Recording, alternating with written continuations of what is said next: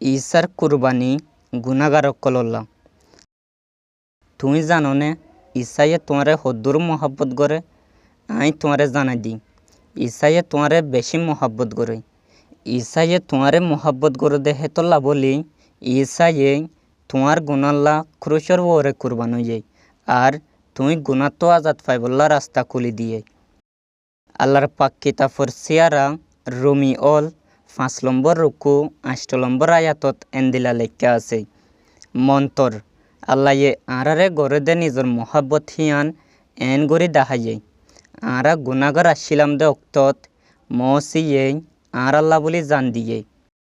পাক কিতাবত হত দে ইনসান বেগগুলন গুনাগার, ইয়ালা আরা বাফিলে বুঝি ফারি দে গুনাগার অকল আল্লাহর সাজার লায়েক। মন্তর আল্লাহে আরারে মহাব্বত গড়ে দে হেতল্লা আরারে সাজা ন দেই, বলকে আরা গুনা তো আজাদ পাইবল্লা আরারে রাস্তা খুলি দিয়ে।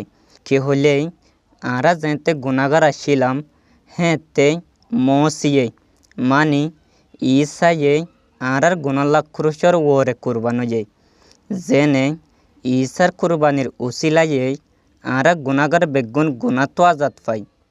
যদি তুই ঈসাইয়ে তোমার গুনাল্লা ক্রুশর ওরে কুরবানো দেয়ান কবুল করো আর ঈসারে তোমার মালিক এদে বাসলিয়া হিসাবে মানো, তাহলে তুই গুনা তো আজাদ পাইবা।